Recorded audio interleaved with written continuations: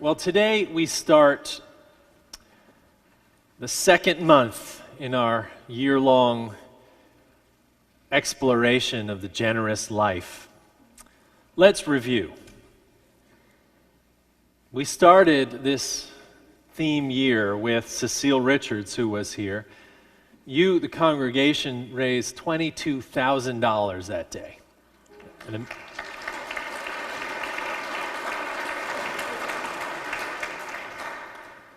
Wasn't Cecile graceful this past week as our representatives embarrassed themselves with lies and interruptions? I know that Cecile carried the spirit of this congregation with her into those hearings because she told me she would. And we had Laurel Holman, my predecessor, speak here on the generous heart, encouraging us to allow generosity to grow in us and to combat the bitterness that can take its place. And last week we had a Yom Kippur version, our version of that Day of Atonement, in which we ended the service saying, "Let us begin again in love."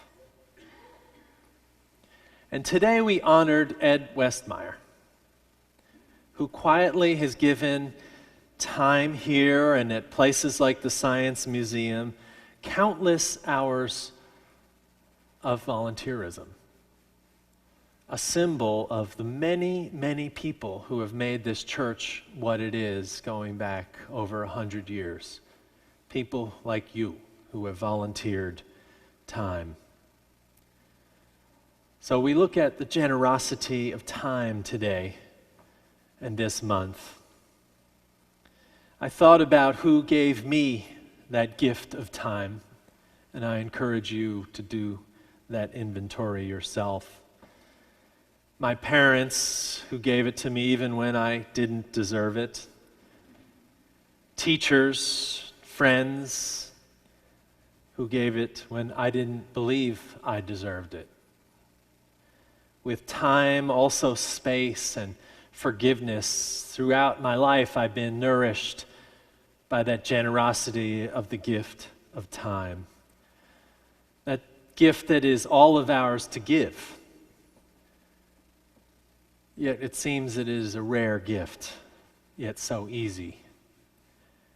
It requires patience and it requires endurance, the kind of endurance that Ed Westmeyer symbolizes.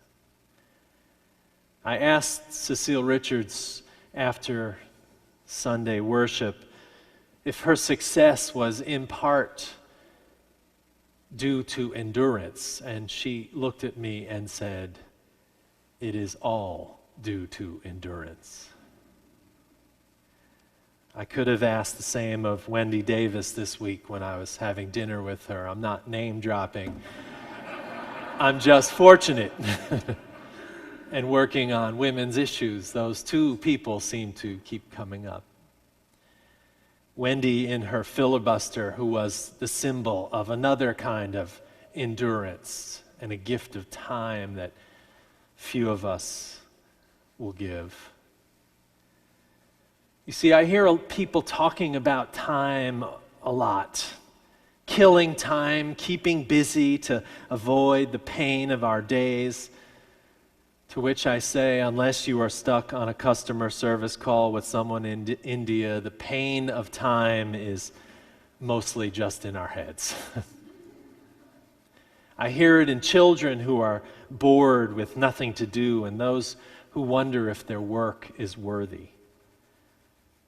I hear people who say they don't have enough time, as if we could get more. There's only 24 hours, we hear often. And if we sleep less, we can have more time, but no other way. I hear people say that time heals all, knowing that that is only partially true. That the families in Oregon who lost loved ones this week to another senseless shooting know that time will not heal them fully. that the tenderness of their wounds will be with them all their lives, as they are with so many of us here who know loss. We are a time-obsessed people, though. I was interested in how last Sunday during the lunar eclipse, did anyone see that? I took my children out to White Rock Lake, and we sat on a hill with 100 strangers in a kind of quiet spiritual moment, and we watched as the lunar eclipse came about. And I thought about what we were doing there, that we as a group of people were watching a shadow, a slow-moving celestial shadow. But in some ways, we were watching the movement of time as it really is, not by the big clock on the wall that tells us we are losing moments, but the big clock that we sit in this universe that moves with or without us. Observing time passing in that moment as the moon shadowed. And I thought in that moment, how next Sunday will I give a sermon on this topic? It's rife with opportunity to give positivity blog and, those posters that hang in your doctor's office, sayings like, take time before time takes you, right? But what could be said? Almost every culture in every land has measured time, weeks, days, hours, either by the movement of the sun and the moon or in the prayers that come and go throughout the day. The first clocks were sundials. The first mechanical clock was created actually in 1094 by a Chinese Buddhist monk named Su Sung, who completed a great clock tower in China 200 years before the Europeans would create a clock. His clock had moving wheels and characters that came out, much like the cuckoo clocks that we know of, but moved on the water wheel that turned inside the tower. That clock was destroyed 3 years after its creation by barbarians, some of my relatives from the north.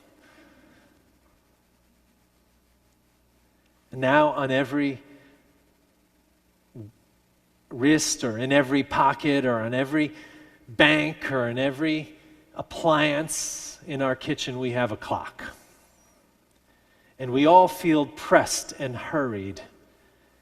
And we try to organize our day by the movement of these digital images. Some of us do anyway. You know who you are. You perpetually late people. But why? Why is this such an important part of our world? I have some philosophical thoughts about this. The inner Buddhist of me almost doesn't want me to say this, but I actually think that there is no such thing as the present. I think there is only the immediate future. And the reason why I think that is because I've only experienced the present twice in my life. Once in a deep 8 to 10 day meditation, after hour upon hour of sitting on a meditation cushion, and then another in a concert of an Indian musician who seemed to warp time and bring us into the present. But most of my days I live in the immediate future. And I'm okay with that. Because the present asks me to sit back, and the immediate future asks me to make a decision about what the next thing I will say, what the next thing my heart will do, what the next thing I will push into the world will be. It has an active purpose. Which leads me to another conclusion, which is that we could probably all use time better than we are using it now.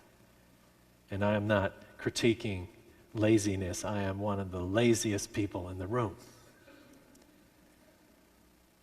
But we probably waste a lot of hours looking at images on our phones, watching commercials on television, wandering from room to room, forgetting what we came into that room to do.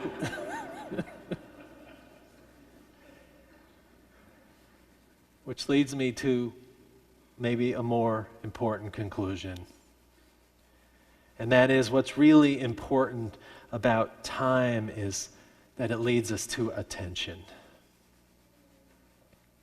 Attention is really the gift of time. The ability to attend to each other. The Muslims say there are two blessings which many people lose. They are health and free time to do good. And the Prophet Muhammad said, a sane person, unless he is mindless, should have 4 hours in the day, an hour to invoke God, an hour to count his own deeds, an hour to contemplate the creation of God, and an hour to satisfy his worldly needs. Now remember, Islam is a religion that is created around praying 5 times in the day. They know exactly when they should stop and pray. But wouldn't it be interesting if Unitarians tried to live by that 4-hour process? An hour of prayer, an hour of personal inventory of our deeds. What did we do today? What did we succeed at? What did we fail at? What did we ignore? What did we think we should have done? An hour to be in awe of creation, maybe to stand outside looking at the moon, and then an hour to satisfy our worldly needs, hashtag Game of Thrones. Now, I will tell you that I tried to do this week, and I couldn't find 4 hours to do it before I was too tired. In the lives that we live these busied, harried lives that don't allow for this kind of spiritual intention. If we were going to live by this 4-hour process of an hour of prayer, an hour of inventory, an hour of awe, an hour of Game of Thrones, then we'd have to carve our lives with a spiritual knife a little deeper than we are. What if it was 10 minutes of prayer, 10 minutes of deeds, 10 minutes of awe, an hour of Game of Thrones? I'm still on season 2, I'm sorry.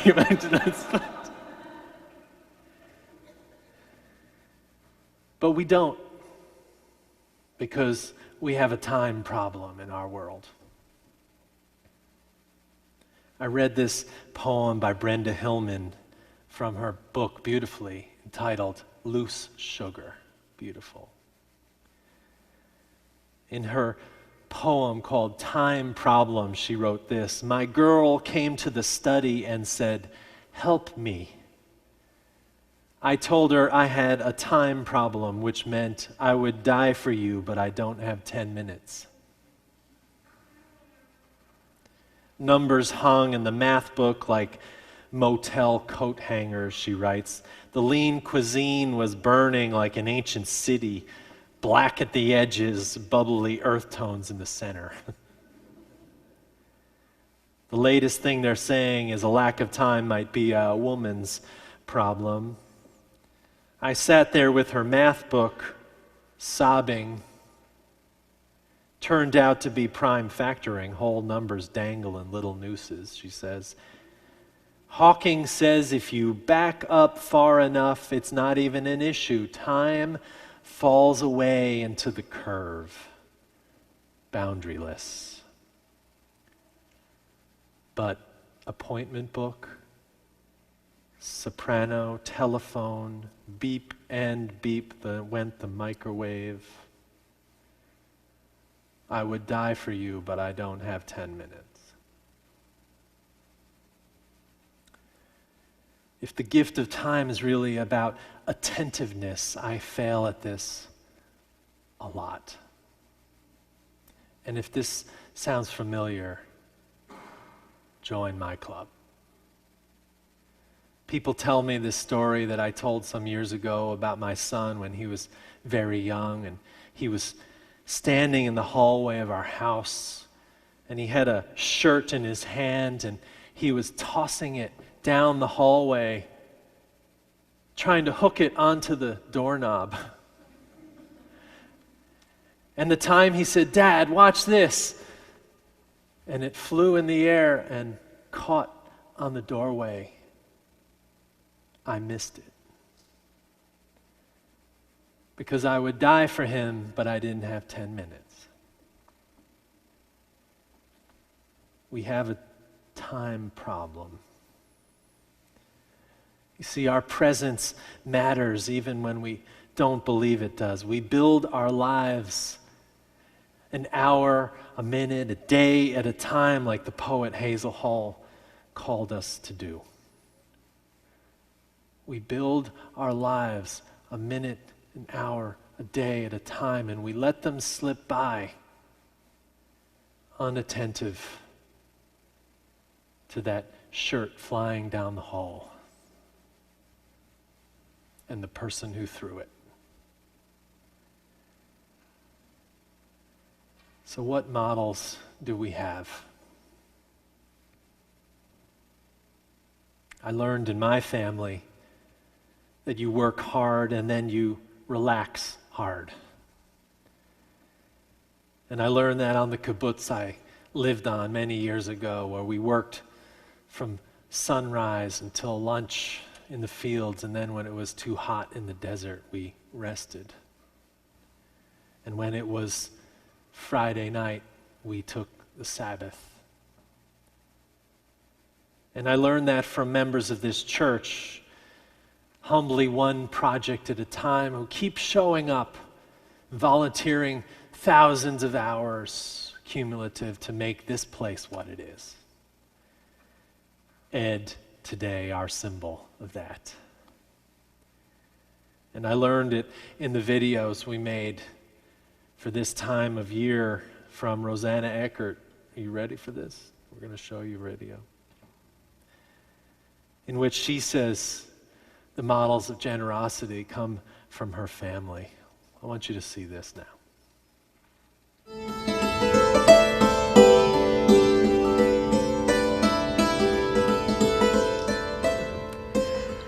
I would say that the most significant experience I've had with generosity and seeing generosity in my life is with my family. My parents, I come from a Hispanic family. It's a big family. I'm an only child, but I have lots of cousins and aunts and uncles and second cousins and third cousins, and we're all very close. And the concept of it takes a village is a really, really active concept in my family. And I see on a daily basis, from my parents to my aunts, uncles, cousins, this extreme generosity of time and effort and money and food and joy and, celebrations of birthdays. And it was just always a very giving environment. My mother especially is just tireless when it comes to offering her time and effort and love.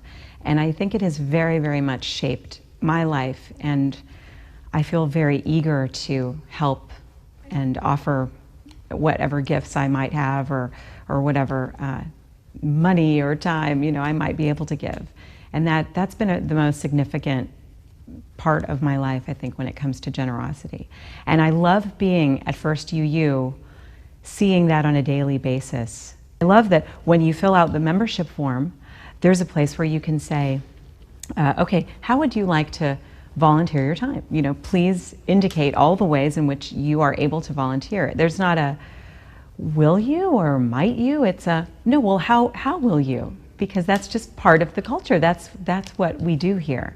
And I love that, and I so look forward to going and doing a lot of these volunteering efforts with my daughter when she's old enough to do all of the different things. I think we're going to make some great memories and also just be able to give back to the community the way that the church has really encouraged people to do.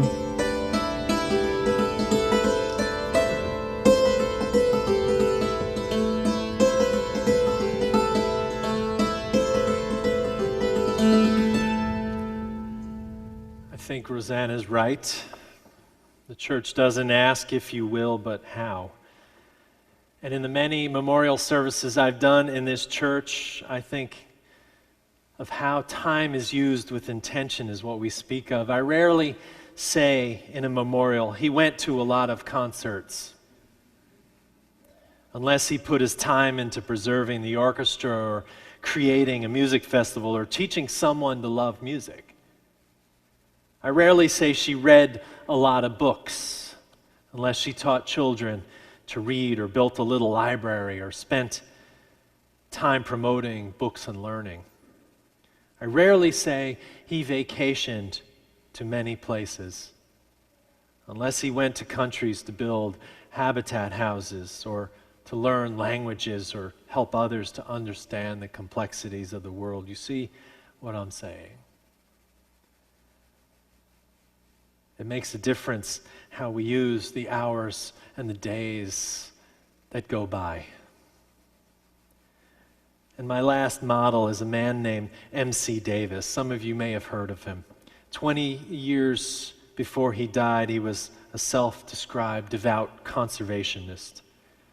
Before that, he was a self-described Attila the Hun gambler who started when he was 16 and went 15 years on a tear in the world. But then, using the money he made, he turned it into hundreds of millions in mineral rights.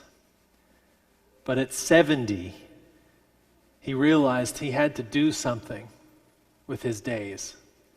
And he bought 54,000 acres of land and tried to restore it to longleaf pines and saving tortoises. He said, tortoise by tortoise, seedling by seedling, it's just the beginning of a 300-year project.